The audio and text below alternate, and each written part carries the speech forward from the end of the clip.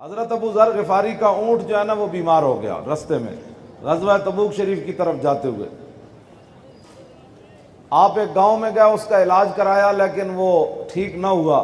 سنیں دیکھیں ذرا, میرے آقا نے فرمایا آسمان کے نیچے اور زمین کے اوپر آج تک اتنا سچا بندہ نہیں چلا.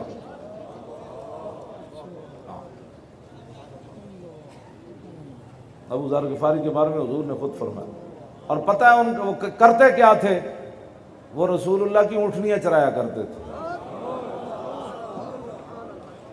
ابو ذر غفاری خود اور ان کے بیٹے یہ دونوں حضور کی اونٹنیاں چرایا کرتے تھے. انہوں نے کبھی بھی نہیں کہا حضور مجھے بھی مدینہ منورہ میں رہنے دیں, اتنے وفود آتے ہیں, میں روزانہ آپ کی زیارت کروں تو میں بھی تو مدینہ. آپ جنگل میں رہتے تھے اور حضور کی اونٹنیاں چرایا کرتے تھے. اور آپ کے جو صاحبزادے تھے نا, توجہ, لوگ یہاں باتیں کرتے ہیں, آپ کی جب وہ عیینہ بن حصن جو ہے وہ حضور کی اونٹنیاں لوٹ کر 40 بندوں کے ساتھ آیا تو حضور کی ساری اونٹنیاں لوٹ کر لے گیا. لے جا رہا تھا نا تو ابو ذر غفاری ابھی گھر تھے تو آپ کے بیٹے جنگل میں لے گئے. تو آپ کے بیٹے نے جب مزاحمت کی تو عیینہ بن حصن کے ساتھیوں نے آپ کے بیٹے کو شہید کر دیا. لوگ تو ناموس رسالت کی بات کرتے ہیں نا, اونٹنیوں کی خاطر.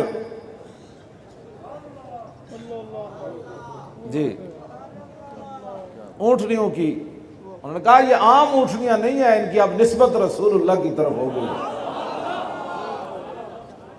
آپ کے وہی اکلوتے بیٹے تھے, اس کے بعد بیٹا آپ کا کوئی نہیں, آپ کی ایک بیٹی ہے جنہوں نے آپ کی تدفین کے لیے آپ کے وصال کے بعد آپ کی بیوی اور بیٹی نے آپ کا جنازہ اٹھا کر مین شاہراہ پر رکھ دیا تھا. سارے صحابہ حج کی طرف چلے گئے تو میرے آقا نے پہلے فرما دیا تھا, فرمایا ابو ذر تو رہنا بھی کلیاں, مرنا بھی کلیاں, اٹھنا بھی کلیاں.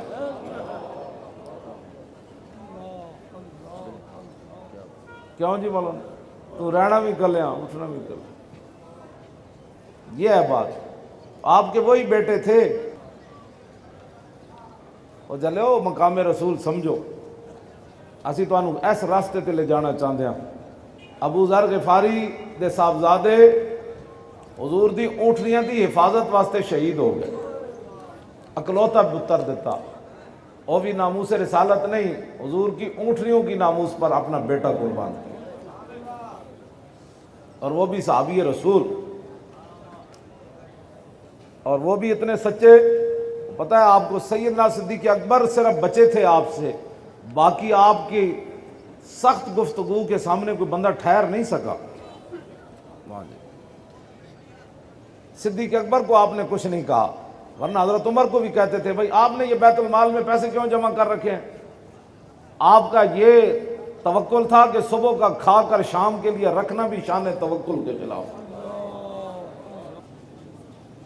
سائیں توکل شاہ امبالوی لکھیا بھائی ایک کافر آیا, انہیں کہا جی بھائی قیامت کیویں قائم ہونی, اے کس طرح ساری دنیا کٹھی ہو جانی, اے پھر کس طرح جناب حساب و کتاب ہونا ہے پھر ساری حضرت ابو ذر غفاری ساتھ تھے.